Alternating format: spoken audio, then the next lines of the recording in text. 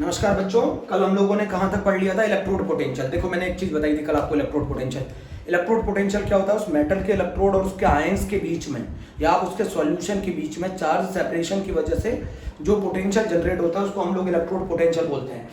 मैंने आपको बताया था कि इलेक्ट्रोड पोटेंशियल हम लोग कैसे डिनोट करते हैं? ई से। ये दो तरीके का होता है, एक ऑक्सीडेशन पोटेंशियल, एक रिडक्शन पोटेंशियल।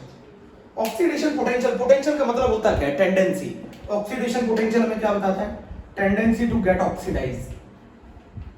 ऑक्सीडेशन पोटेंशियल हमें क्या बताता है? Tendency to get oxidise. किसी की कितनी टेंडेंसी ऑक्सीडाइज होने की?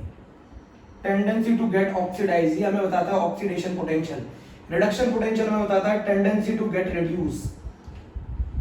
टेंडेंसी टू गेट रिड्यूस, किसी के रिड्यूस होने की कितनी टेंडेंसी है। बच्चों मेरी बात बहुत ध्यान से सुनना। ऑक्सीडेशन हमें पोटेंशियल जो बताता है वो बताता है tendency to get oxidise. Reduction potential बताता है टेंडेंसी टू गेट रिड्यूस्ड। किसी का ऑक्सीडेशन पोटेंशियल अगर ज्यादा है, बेटा मैं ऑक्सीडेशन पोटेंशियल को ऐसे लिखता हूं, लास्ट में मैंने बताया ई एम से एम प्लस। आप क्लियर देख सकते हैं, एम से एम प्लस में जा रहा है, ऑक्सीडेशन नंबर बढ़ रहा है। ये क्या है? हमारा ऑक्सीडेशन पोटेंशियल। अगर किसी का ऑक्सीडेशन पोटेंशियल ज्यादा है तो उसके ऑक्सीडेशन करने की टेंडेंसी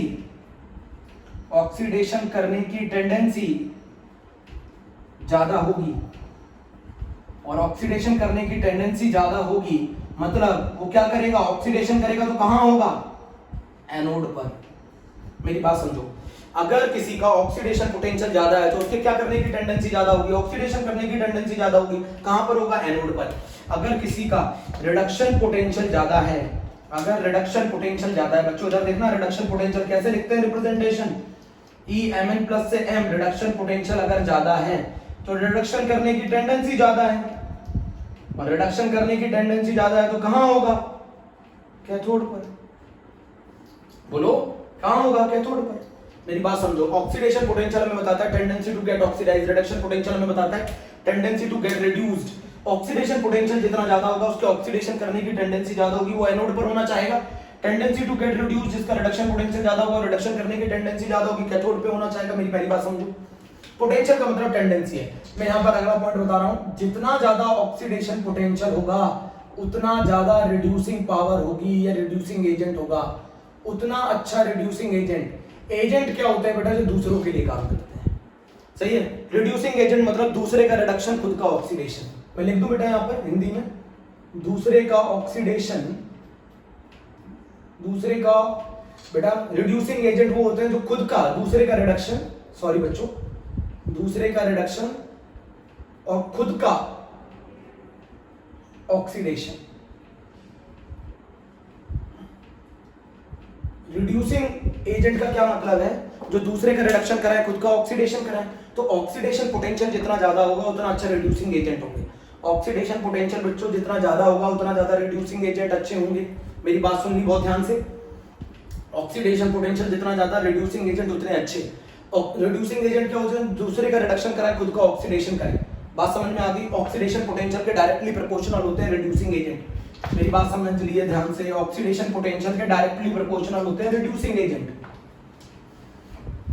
बच्चों बहुत ध्यान से सुन लेना, ऑक्सीडेशन पोटेंशियल के अगर डायरेक्टली प्रोपोर्शनल होते हैं रिड्यूसिंग एजेंट, तो रिडक्शन पोटेंशियल के रिड्यूसिंग एजेंट इनवर्सली प्रोपोर्शनल होते हैं। जिसका रिडक्शन पोटेंशियल ज्यादा उसकी रिड्यूसिंग पावर कम। रिडक्शन पोटेंशियल जिसका ज्यादा उसकी रिड्यूसिंग पावर कम। मेरी बात सुनना बहुत ध्यान से। रिडक्शन पोटेंशियल के इनवर्सली प्रोपोर्शनल होते हैं रिड्यूसिंग एजेंट। जिसका रिडक्शन पोटेंशियल ज्यादा वो वीक रिड्यूसिंग एजेंट, जिसका रिडक्शन पोटेंशियल कम वो ज्यादा अच्छे रिड्यूसिंग एजेंट। मेरी बात सुन ली? रिडक्शन पोटेंशियल के इनवर्सली प्रोपोर्शनल होते हैं कौन? Reducing agent. ऑक्सीडेशन पोटेंशियल के डायरेक्टली प्रोपोर्शनल होते हैं रिड्यूसिंग एजेंट। रिडक्शन पोटेंशियल के इनवर्सली प्रोपोर्शनल होते हैं रिड्यूसिंग एजेंट। मेरे सर सिखाते थे 2 R एक दूसरे के इनवर्सली प्रोपोर्शनल होते हैं। मेरे सर सिखाते थे 2 R एक दूसरे के इनवर्सली प्रोपोर्शनल होते हैं। रिड्यूसिंग एजेंट रिडक्शन पोटेंशियल के इनवर्सली प्रोपोर्शनल है। आप सुनो यहां पर, 11th में भी आप लोगों ने पढ़ा है ऑक्सीडाइजिंग एजेंट। ऑक्सीडाइजिंग एजेंट क्या होते हैं बच्चों? बहुत ध्यान से सुनेंगे। ऑक्सीडाइजिंग एजेंट का मतलब होता है दूसरे का ऑक्सीडेशन, खुद का रिडक्शन। दूसरे का ऑक्सीडेशन, खुद का रिडक्शन दूसरे का ऑक्सीडेशन खुद का रिडक्शन, दूसरे का ऑक्सीडेशन खुद का रिडक्शन, उसको कहते हैं ऑक्सीडाइजिंग एजेंट। खुद का रिडक्शन, अंडरलाइन द वर्ड खुद का reduction, itself undergo reduction. Oxidise other, itself undergo reduction. Oxidise other, itself undergo reduction, उनको ऑक्सीडाइजिंग एजेंट कहते हैं। जितना ज्यादा रिडक्शन पोटेंशियल होगा, जितना ज्यादा रिडक्शन पोटेंशियल होगा उतने अच्छे ऑक्सीडाइजिंग एजेंट होंगे। रिडक्शन पोटेंशियल के डायरेक्टली प्रोपोर्शनल होते हैं ऑक्सीडाइजिंग एजेंट। जितना ज्यादा रिडक्शन पोटेंशियल होगा उतना अच्छे ऑक्सीडाइजिंग एजेंट होंगे। रिडक्शन पोटेंशियल के डायरेक्टली प्रोपोर्शनल है ऑक्सीडाइजिंग नेचर। पकड़ के रखिएगा इस पॉइंट को, बहुत इंपॉर्टेंट है। रिडक्शन पोटेंशियल के डायरेक्टली प्रोपोर्शनल है ऑक्सीडाइजिंग नेचर। जिसका रिडक्शन पोटेंशियल जितना ज्यादा, वो उतने उसकी अच्छी टेंडेंसी दूसरे को ऑक्सीडाइज करने की और खुद को रिड्यूस करने की। जितना रिडक्शन पोटेंशियल ज्यादा उतना अच्छा ऑक्सीडाइजिंग नेचर, जितना रिडक्शन पोटेंशियल ज्यादा उतना वीक रिड्यूसिंग नेचर। जितना ऑक्सीडेशन पोटेंशियल ज्यादा उतना अच्छे रिड्यूसिंग एजेंट। भैया जिसका ऑक्सीडेशन पोटेंशियल ज्यादा होगा उसके ऑक्सीडेशन करने की टेंडेंसी ज्यादा होगी, तो जब वो ऑक्सीडेशन करेगा तो खुद लॉस करेगा इलेक्ट्रॉन का, तो दूसरा क्या करेगा, गेन करेगा। तो ऑक्सीडेशन पोटेंशियल ज्यादा तो खुद का ऑक्सीडेशन करने की टेंडेंसी ज्यादा, दूसरे का रिडक्शन कराने की टेंडेंसी ज्यादा, उन्हीं को कहते हैं रिड्यूसिंग एजेंट। रिड्यूसिंग एजेंट क्या होते हैं, दूसरे का रिडक्शन कराएंगे, खुद का ऑक्सीडेशन करेंगे। तो ऑक्सीडेशन पोटेंशियल जितना ज्यादा होगा उतने अच्छे रिड्यूसिंग एजेंट होंगे। रिडक्शन पोटेंशियल जितना ज्यादा होगा उतने अच्छे ऑक्सीडाइजिंग एजेंट होंगे, उतना ज्यादा ऑक्सीडाइजिंग नेचर होगा। मेरी बात क्लियर कर लो पहले। ऑक्सीडाइजिंग एजेंट वो होते हैं जो दूसरे का ऑक्सीडेशन करे, खुद का रिडक्शन करे। तो जितना ज्यादा रिडक्शन पोटेंशियल होगा उतना खुद के रिडक्शन करने की टेंडेंसी ज्यादा, तो दूसरे का ऑक्सीडाइज करने की टेंडेंसी ज्यादा। तो रिडक्शन पोटेंशियल के डायरेक्टली प्रोपोर्शनल है ऑक्सीडाइजिंग नेचर।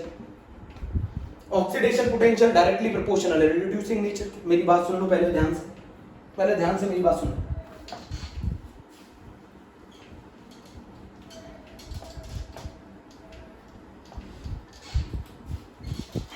अब मेरी बात सुनो, यहां पे मैंने कल बताया था अगर मैं E लिखता हूं E, तो ये सिर्फ ऑक्सीडेशन पोटेंशियल है। अगर मैं इसको स्टैंडर्ड कंडीशन में ले लूं तो ये E0 हो जाएगा M से Mn प्लस, तो मैं इसको कहूंगा SOP स्टैंडर्ड ऑक्सीडेशन पोटेंशियल। इसका मतलब क्या है, ये कब कैलकुलेट किया जाएगा, जब कंसेंट्रेशन 1 मोलर होगा, टेम्परेचर 298 केल्विन हो, और अगर कोई गैस हो तो उसका प्रेशर 1 बार या 180 हो। समझ रहे हैं, नॉट लगा दिया तो स्टैंडर्ड कंडीशन, नॉट नहीं लगाया तो non standard condition. E Mn से Mn plus oxidation potential E0 M से Mn प्लस SOP। मेरी बात समझ गए, बहुत ध्यान से बोलो। अगला अगर मैं बात करूं E से, E Mn प्लस से M, this is called reduction potential. E Mn plus से M is called reduction potential. और अगर मैं यहां नॉट लगा दूं तो E0 Mn प्लस से M, this is called SRP standard reduction potential.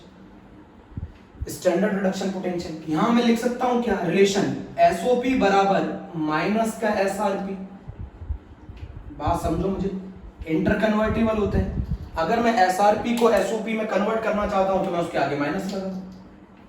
ऐसे ही आप यहां पे भी कर सकते हैं, अगर आप SOP को SRP में कन्वर्ट करना चाहते हैं तो उसके आगे माइनस लगा दूं। मैं आपको फिर बता दूं, स्टैंडर्ड ऑक्सीडेशन पोटेंशियल या स्टैंडर्ड रिडक्शन पोटेंशियल कंसंट्रेशन पे डिपेंड नहीं करता, क्योंकि वो तभी निकाला जाएगा जब कंसंट्रेशन 1 मोलर होगी। बेटा स्टैंडर्ड कंडीशन क्या होती है, जब कंसंट्रेशन आयन का 1 मोलर हो, कोई गैस हो तो उसका प्रेशर 1 atm या 1 बार हो और टेम्परेचर 298 केल्विन हो। तो SRP को अगर मैं SOP में कन्वर्ट करना चाहता हूं तो माइनस लगा दूं। SOP को SRP में कन्वर्ट करना चाहता हूं माइनस लगा दूं। समझो मेरी बात। अगर मैं नॉट लगा देता हूं तो एक फिक्स कंडीशन है। बेटा फिक्स कंडीशन क्या है जरा मुझे बताओ। कंसंट्रेशन 1 मोलर होना चाहिए, टेम्परेचर 298 केल्विन होना चाहिए, प्रेशर 1 बार या 1 atm होना चाहिए, तब निकाला जाएगा। स्टैंडर्ड कंडीशन है ना, ये स्टैंडर्ड कंडीशन है। मेरी बात समझो बहुत ध्यान से, स्टैंडर्ड कंडीशन। चलो SOP को SRP में कन्वर्ट कर सकते हो, SRP को SOP में कन्वर्ट कर सकते हो।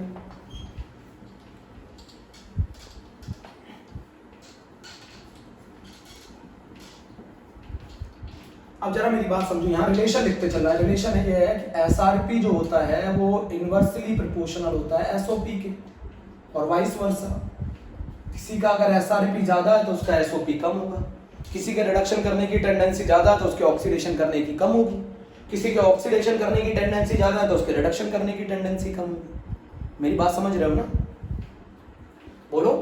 Standard reduction potential is inversely proportional to the standard oxidation potential.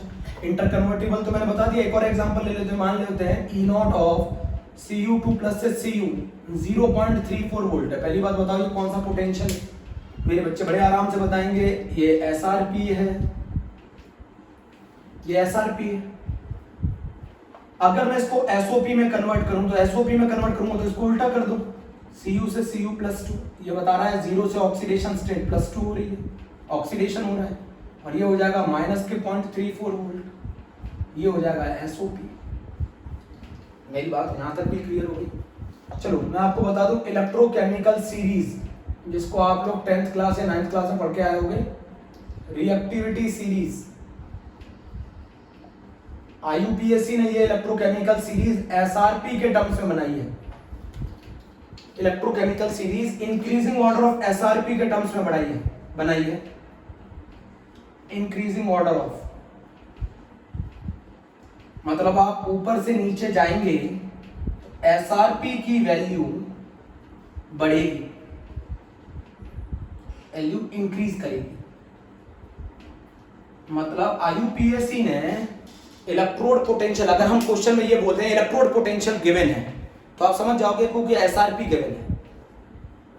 मेरी बात बच्चों समझो, अगर क्वेश्चन के अंदर उसने बोल दिया इलेक्ट्रोड पोटेंशियल गिवन है तो इलेक्ट्रोड पोटेंशियल किसको माना गया? IUPAC के द्वारा। IUPAC के द्वारा इलेक्ट्रोड पोटेंशियल माना गया SRP को, SRP को बोला गया। इसी को बोलते हैं IUPAC के द्वारा, इसको इलेक्ट्रोड पोटेंशियल बोलते हैं।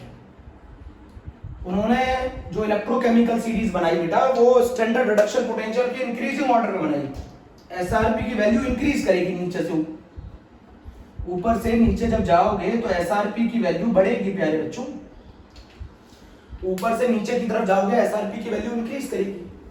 हमारी electrochemical series reactivity series increasing order में SRP बनाई। ऊपर वो लेंगे जिसका रिडक्शन पोटेंशियल सबसे कम होगा, नीचे वो लेंगे जिसका रिडक्शन पोटेंशियल सबसे ज्यादा होगा। बोलो। इंक्रीजिंग ऑर्डर ऑफ SRP के टर्म्स में बनाई गई रिएक्टिविटी सीरीज। इसीलिए हमारी NCERT में अगर इलेक्ट्रोड पोटेंशियल बोले तो इसका मतलब SRP है, SRP है। हमारी electrochemical series increasing order of reduction potential में बनाई गई है। SRP के इनवर्सली प्रोपोर्शनल है SOP। चलिए, ये हम लोगों ने पूरी कहानी यहां तक की बेसिक्स पढ़ लिया है। अभी भी कोई टेंशन हो मुझे बताओ, अभी भी कोई टेंशन हो मुझे बताओ। देखो अभी हमने क्या पढ़ा, मैंने बताया E नॉट ऑफ M से Mn प्लस, इसको मैंने बोला SOP। E not of Mn plus से M, इसको बोला मैंने SRP। तीसरा पॉइंट क्या लिखेंगे? थर्ड, SRP बराबर माइनस का SOP, थर्ड। फोर्थ पॉइंट लिखेंगे जिसका SRP ज्यादा उसका SOP कम। फिफ्थ पॉइंट लिखेंगे जिसका रिडक्शन पोटेंशियल ज्यादा उसका रिड्यूसिंग नेचर कम। अभी सिखाया था रिडक्शन पोटेंशियल के reducing nature inversely proportional. Sixth point लिखाया था SRP के डायरेक्टली प्रोपोर्शनल है ऑक्सीडाइजिंग नेचर।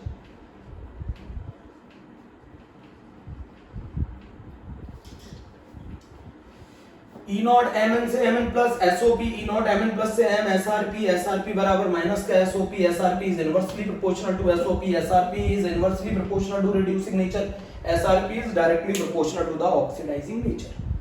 बोलो बच्चों, क्लियर कर लो पहले, ये क्लियर कर लिया?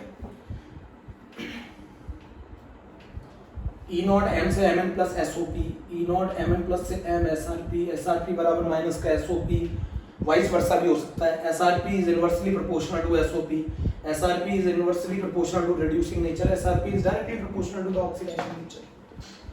SRP मतलब standard reduction potential. Standard condition पर कंसंट्रेशन का कोई फर्क नहीं पड़ता। स्टैंडर्ड कंडीशन पर कंसंट्रेशन का कोई फर्क नहीं पड़ता। आगे चलते हैं बच्चों, बहुत इंपॉर्टेंट बात है। अब हम जो टॉपिक पढ़ने जा रहे हैं वो पढ़ने जा रहे हैं EM of the cell. Cell का EMF, electromotive force of the cell. मैं आपको बता दूं, असली में ये ईएमएफ ऑफ द सेल जो है, जल्दी मानिए एनोड पर ऑक्सीडेशन हो रहा है, कैथोड पे रिडक्शन हो रहा है, इनकी वजह से, इन दोनों की वजह से जो आएगा उस सेल का ओवरऑल पोटेंशियल क्या आएगा, उसको बोलते हैं EMF of the cell. Anode पर ऑक्सीडेशन हो रहा है, कैथोड पे रिडक्शन हो रहा है, और इन दोनों की वजह से जो ओवरऑल पोटेंशियल आएगा सेल का, उसको कहेंगे EMF of the cell. EMF of the cell is the maximum potential difference between the electrodes in a cell. The maximum potential difference between electrodes of the cell.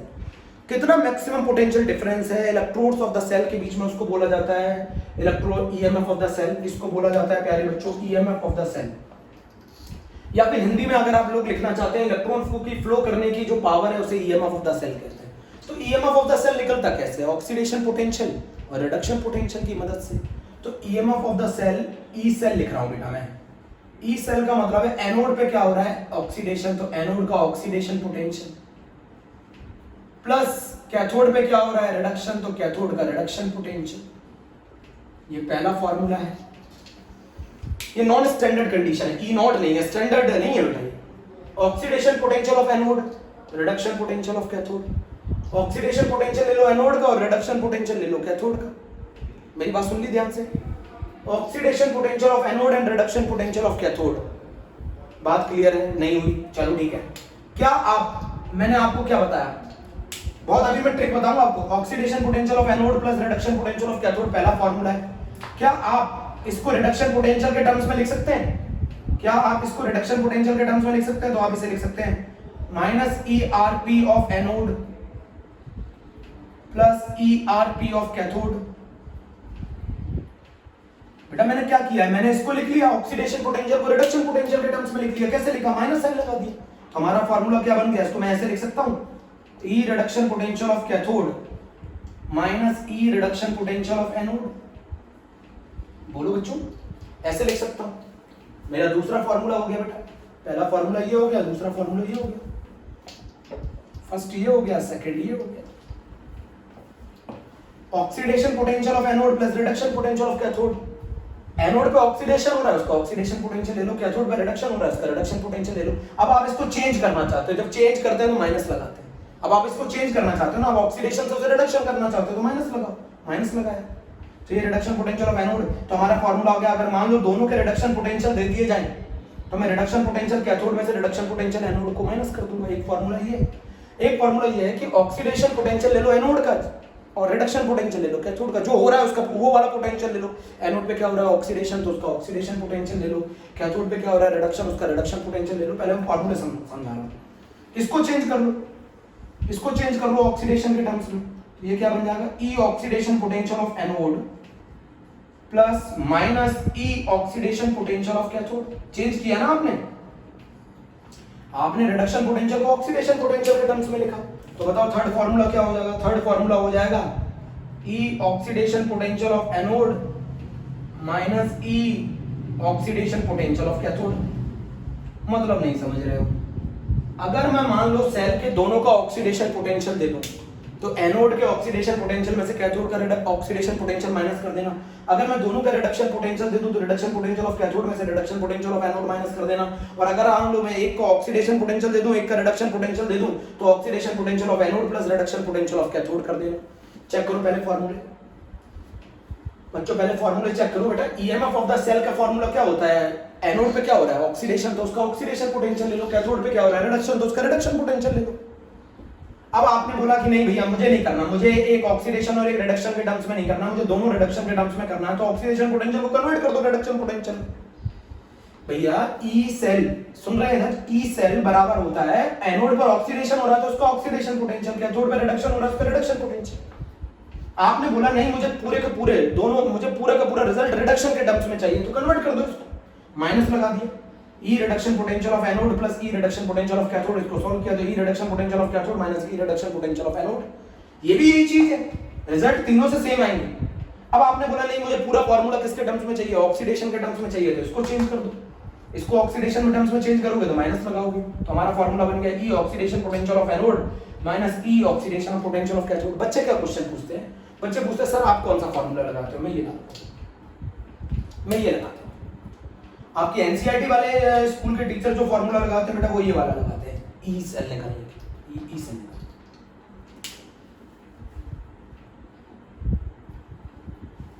बोल रहे हो बच्चों? ठीक है, आगे चलो। ईएमएफ ऑफ द सेल समझ में आया थोड़ा सा? चलो मैं आपको तरीका बताऊंगा अभी बहुत अच्छा सा। अब स्टैंडर्ड कंडीशन में निकाल दो।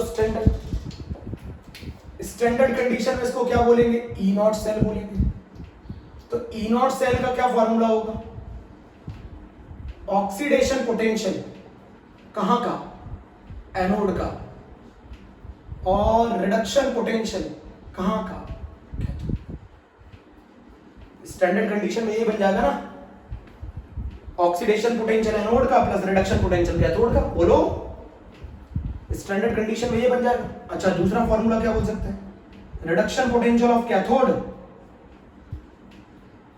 Minus reduction potential of anode. आप ऐसे भी कर सकते हैं। एक और फॉर्मूला लिख सकते हैं, oxidation potential of anode minus oxidation potential of cathode. चलो मैं आपको अभी अभी बताऊंगा तरीका कैसे निकाला जाता है। दूसरी चीज मैं बता दूं, ई नॉट सेल जो है बेटा ये एक इंटेंसिव प्रॉपर्टी है। इंटेंसिव प्रॉपर्टी वो प्रॉपर्टी होती है जब अमाउंट ऑफ इलेक्ट्रोलाइट पर डिपेंड नहीं करेगी। पहली बात नोट कर लो, ई सेल या ई नॉट सेल एक इंटेंसिव प्रॉपर्टी है बेटा, बहुत बहुत ज्यादा इंपॉर्टेंट है। आपने पढ़ा होगा एंथैल्पी एक एक्सटेंसिव प्रॉपर्टी है, इंटरनल एनर्जी एक एक्सटेंसिव प्रॉपर्टी है। अमाउंट को डबल करो तो वो भी डबल हो जाएंगी, अमाउंट को ट्रिपल करो तो वो भी ट्रिपल हो जाएंगी। बट ई नॉट सेल पे कोई फर्क नहीं पड़ता, ये एक इंटेंसिव प्रॉपर्टी है। मैं आपको बता दूं, गिब्स एनर्जी एक एक्सटेंसिव प्रॉपर्टी है।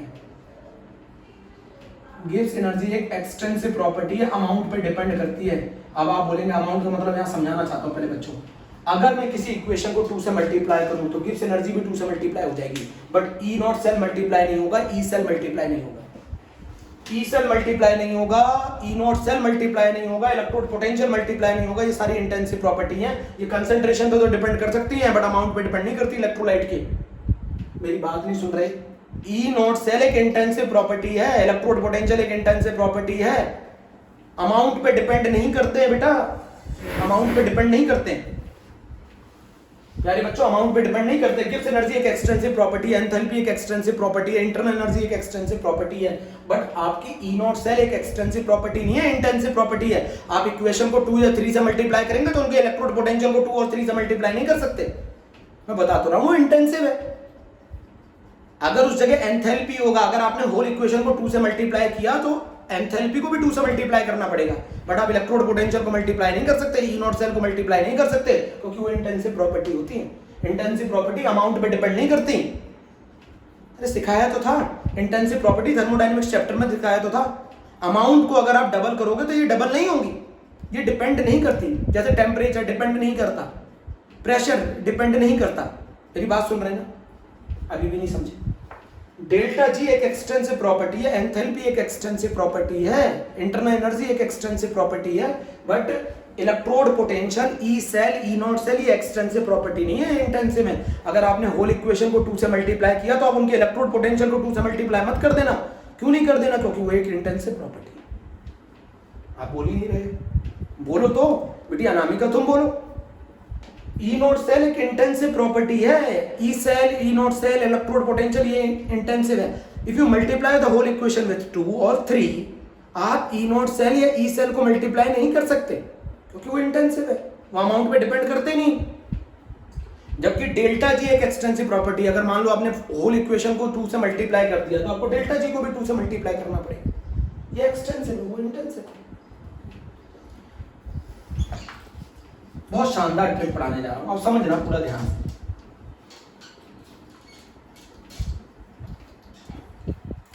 बेटा मैं आपको एक चीज बता दूं, यहां पे बहुत ध्यान से बच्चों। ई सेल और इलेक्ट्रोड पोटेंशियल, सिंगल इलेक्ट्रोड का इलेक्ट्रोड पोटेंशियल चाहे आप मान लो EMn plus M, E cell और EMn प्लस एम पर कंसंट्रेशन का जो इफेक्ट है वही हमें कौन बताएगा? Nernst equation. बता ई नॉट सेल और ई नॉट Mn प्लस से m पर कोई फर्क नहीं पड़ता कंसंट्रेशन का, वो एक स्टैंडर्ड कंडीशन में कंसंट्रेशन फिक्स है ना 1 मोलर। तो कंसंट्रेशन का इफेक्ट किस पर होगा? ई सेल पर। कंसंट्रेशन का इफेक्ट किस पर होगा? Mn प्लस से m पर। ये स्टैंडर्ड नहीं है ना, तो कंसंट्रेशन चेंज करने से ये चेंज होंगे, तो उसका इफेक्ट बताएगा कौन? न्यूमेरिकली नस्ट इक्वेशन बताएगा। मेरी बात समझो, अब जरा मेरी बात समझो, समझना ध्यान से। अगर मान लो मैंने अभी आपको सिखाया था ई नॉट सेल, आपको ट्रिक बताता हूं, ट्रिक। मेरे बच्चे पकड़े जरा इस ट्रिक को बिल्कुल ध्यान से। ट्रिक ये है, जो चीज हो रही है उसका वो वाला पोटेंशियल ले लो।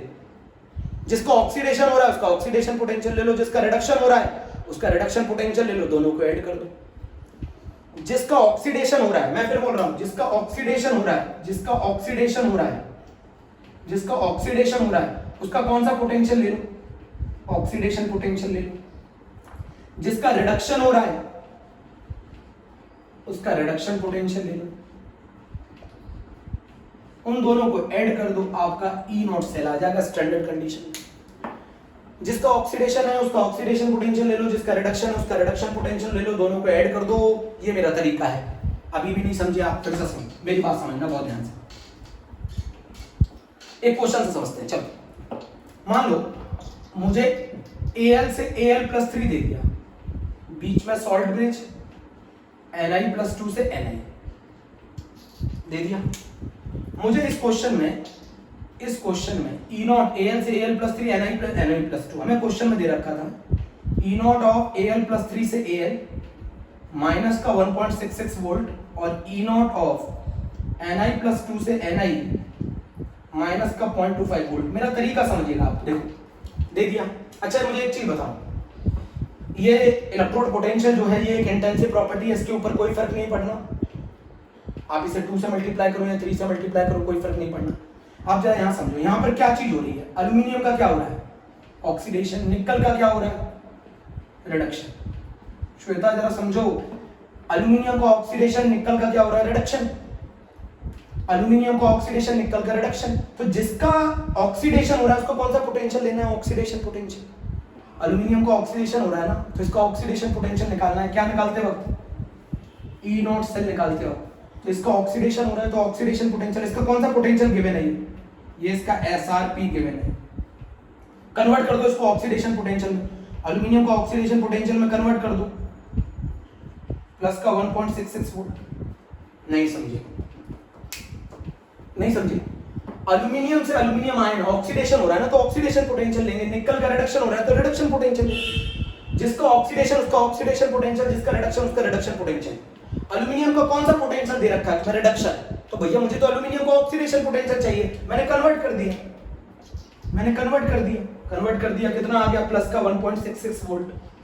अब मुझे बताओ निकल का क्या हो रहा है, रिडक्शन। तो मुझे इसका कौन सा पोटेंशियल चाहिए, रिडक्शन पोटेंशियल। इसका कौन सा पोटेंशियल चाहिए था, ऑक्सीडेशन पोटेंशियल। तो निकल का कौन सा पोटेंशियल गिवन है, निकल का रिडक्शन पोटेंशियल गिवन है। कन्वर्ट करने की जरूरत ही नहीं है। प्लस माइनस का 0.25 वोल्ट, आंसर आ गया 1.41 वोल्ट। नहीं समझे सूरज गुप्ता जी, सूरज तोमर, ये चीज समझो मैं क्या बताना चाह रहा हूं, इधर सुन। ये बताना चाह रहा हूं जिसका जो हो रहा है वो वाला पोटेंशियल ले लो। एल्यूमिनियम का ऑक्सीडेशन हो रहा है, ऑक्सीडेशन पोटेंशियल ले लो।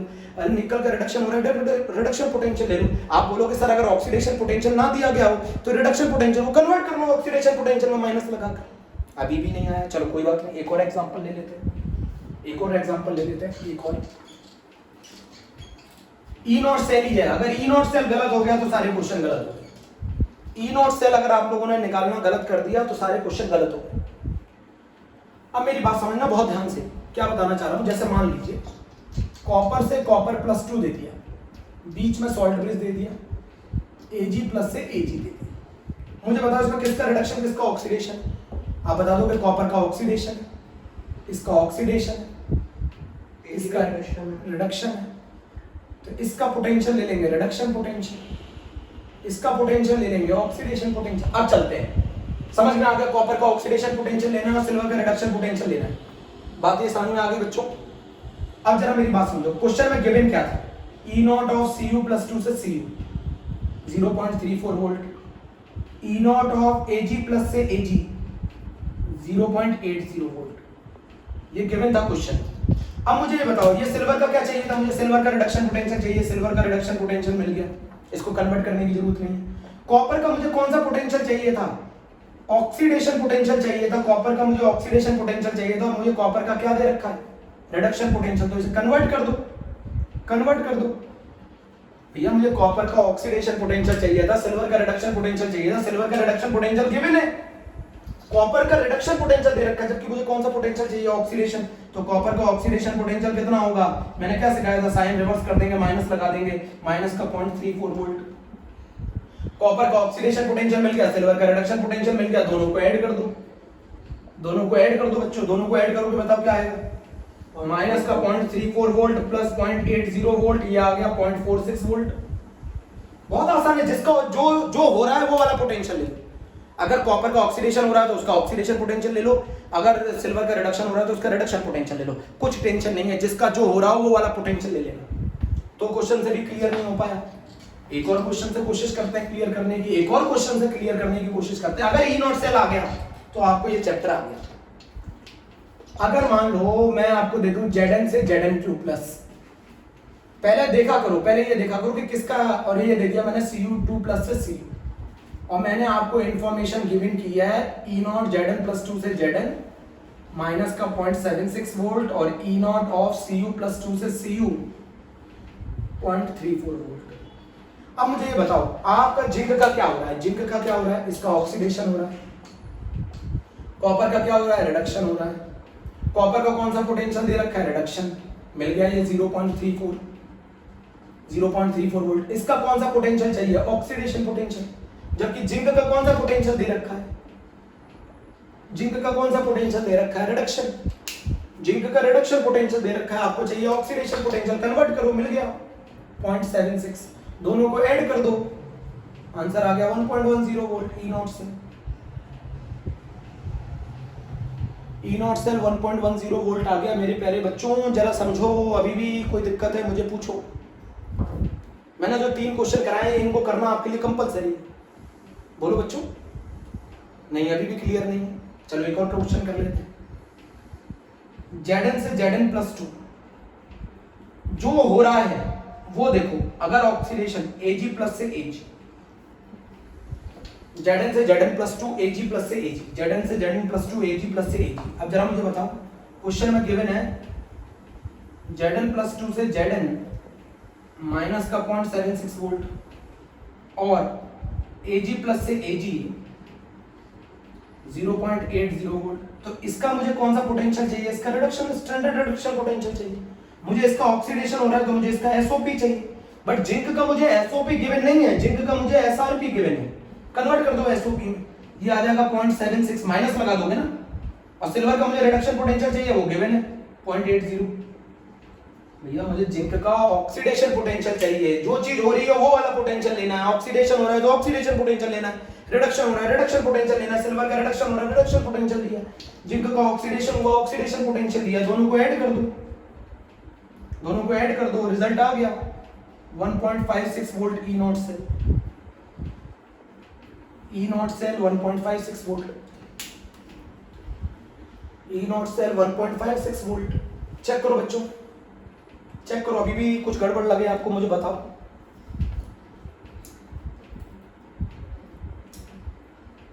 जिसका रिडक्शन हो रहा है उसका रिडक्शन पोटेंशियल ले लो, जिसका ऑक्सीडेशन हो रहा है उसका ऑक्सीडेशन पोटेंशियल ले लो, बहुत आसान। अब मैं आपको एक चीज बता दूं, ई नॉट सेल कभी भी नेगेटिव नहीं आ सकता गैल्वेनिक सेल के लिए, गैल्वेनिक सेल के लिए ई नॉट सेल कभी भी नेगेटिव नहीं आ सकता, इससे ये प्रोसेस नॉन स्पॉन्टेनियस हो जाएगा। आगे समझाऊंगा कैसे। ई नॉट सेल कभी भी नेगेटिव नहीं आ सकता गैल्वेनिक सेल के लिए, ई नॉट सेल नेवर नेगेटिव।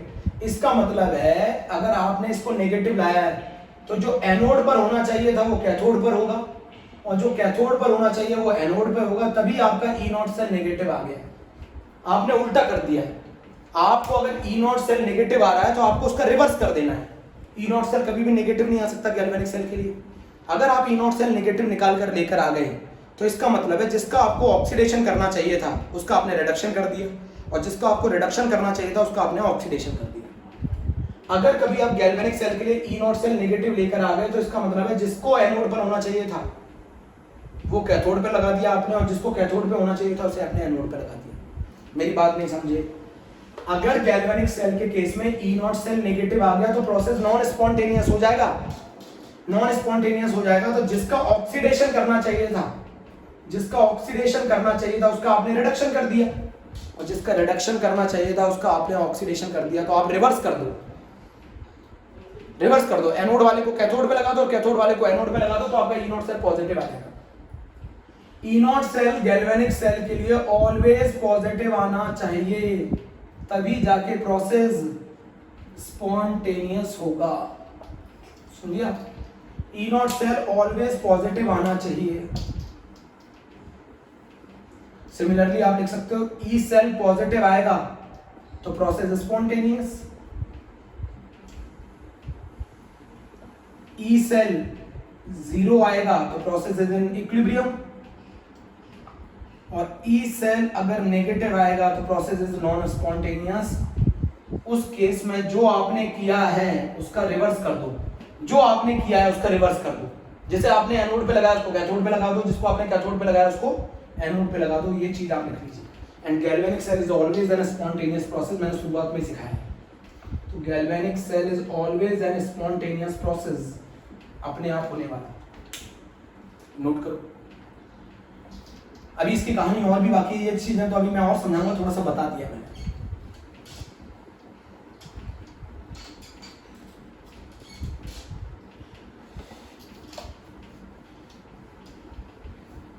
मतलब कभी भी गैल्वेनिक सेल अगर आप निकालो और अगर आपका ई नॉट सेल नेगेटिव आ रहा है तो आप समझ जाना कि आपने गलत कर दिया। आपने क्या कर दिया, जिसका ऑक्सीडेशन करना चाहिए था उसका रिडक्शन कर दिया, और जिसका रिडक्शन करना चाहिए था उसका आपने ऑक्सीडेशन कर दिया।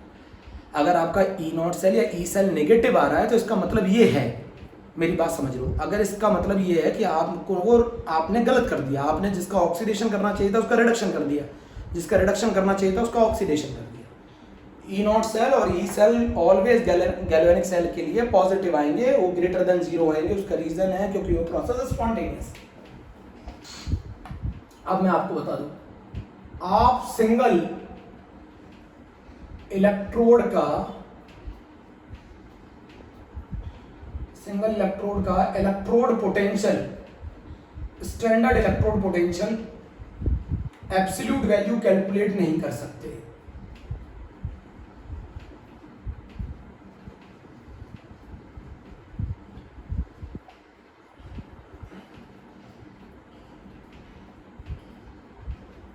किसी भी सिंगल इलेक्ट्रोड का आप स्टैंडर्ड इलेक्ट्रोड पोटेंशियल की एब्सोल्यूट वैल्यू कैलकुलेट नहीं कर सकते।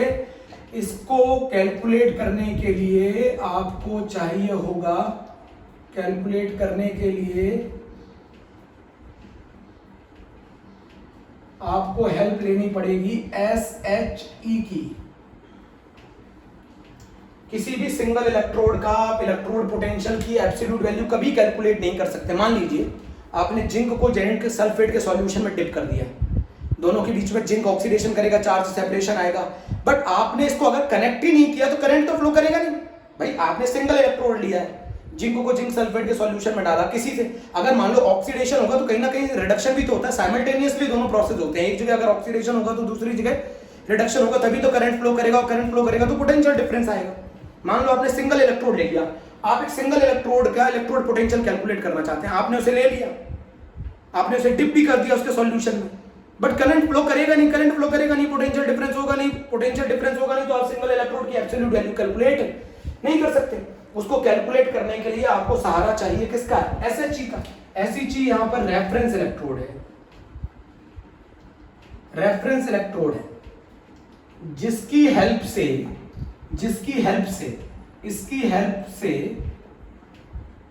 आप standard electrode potential of a particular electrode calculate करते हैं।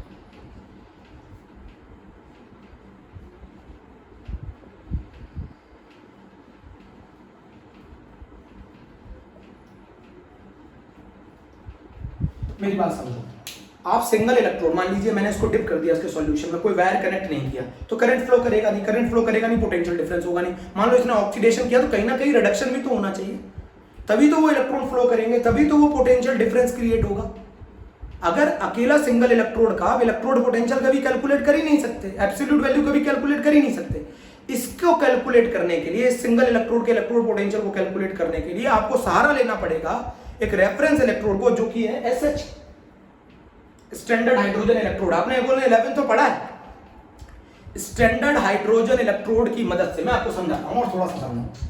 मान लो आपको E0 ऑफ कॉपर +2 से कॉपर मिल गया 0.34 वोल्ट। तो इसका मतलब है जितना हाइड्रोजन SHE का हम लोगों ने स्टैंडर्ड हाइड्रोजन इलेक्ट्रोड का इलेक्ट्रोड पोटेंशियल 0 माना है, उससे कॉपर का रिडक्शन पोटेंशियल 0.34 वोल्ट ज्यादा है। ये मीनिंग है। तो रेफरेंस किया हुआ जिसके रिस्पेक्ट में आप कैलकुलेट कर रहे हैं वो SHE है ना। तो ये जो चीज आपने निकाली है E0 ऑफ Cu +2 से Cu, ये किसकी मदद से निकाली है? ये SHE की मदद से निकाली है, SHE के रिस्पेक्ट में निकाली है। भाई SHE स्टैंडर्ड है ना, ये वो रेफरेंस है जिससे आप कंपेयर कर रहे हैं। तो SHE का अगर हम खुद का इलेक्ट्रोड, होता नहीं है ये 0, ये माना गया है 0, होता नहीं है बच्चों ये 0, ये माना गया है। SHE का 0 माना हमने, ये रेफरेंस इलेक्ट्रोड है। इसके रिस्पेक्ट में कॉपर का रिडक्शन पोटेंशियल 0.34 वोल्ट ज्यादा है। अगर मान लो SHE ये है और इसके रिस्पेक्ट में जिंक का जो रिडक्शन पोटेंशियल आ रहा है वो आ रहा है -0.76 वोल्ट। तो जिस चीज को आपने रेफरेंस माना है उससे इसका रिडक्शन पोटेंशियल कितना कम है? 0.76 वोल्ट कम है, क्योंकि आपने SHE का 0 माना है। तो -0.76 क्या इंडिकेट कर रहा है कि जिस चीज को आपने रेफरेंस माना है उससे इसका 0.76 रिडक्शन पोटेंशियल कम है। SHE का 0 माना है तो 0.34 वोल्ट का मतलब क्या है? इससे इसका रिडक्शन पोटेंशियल 0.34 वोल्ट ज्यादा है। अब आपको फिर समझाता हूं, चलिए एक बार कोशिश की है फिर कोशिश करते हैं।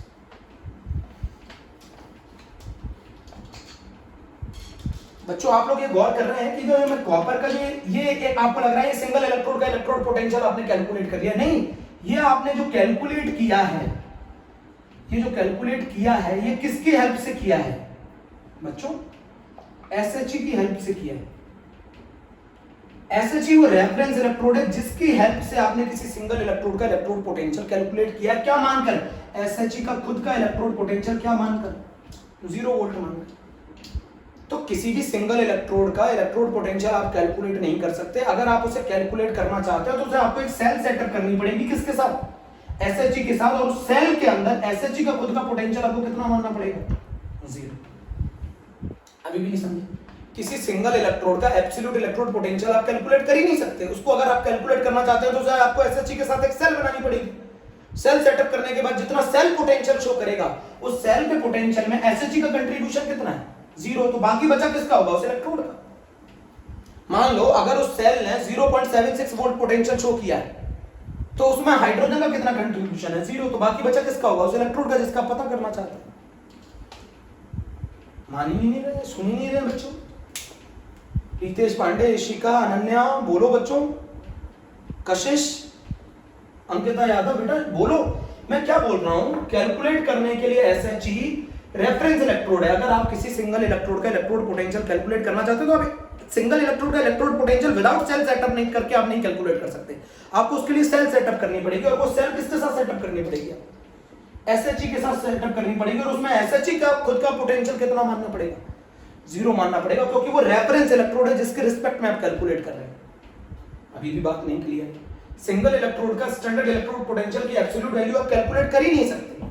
क्यों नहीं कैलकुलेट कर सकते? क्योंकि भैया अगर आप सिंगल इलेक्ट्रोड ले लो, मान लो मैंने आपको बताया था ये सिंगल इलेक्ट्रोड आपने ले लिया, इसका मुझे पोटेंशियल कैलकुलेट करना कैसे होगा? कैलकुलेट यहां करंट फ्लो करेगा ही नहीं, करंट फ्लो करेगा ही नहीं भाई। यहां ऑक्सीडेशन हो रहा है, कहीं रिडक्शन भी तो होना जरूरी है।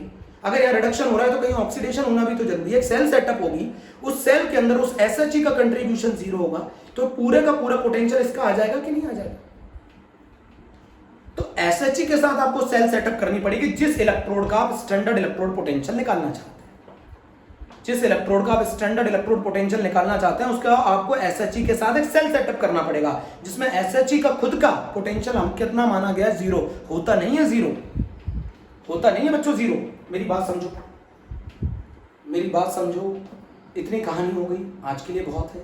अगले टर्म पर SHE as well as Nernst equation. ठीक है प्यारे बच्चों, ओके, थैंक यू।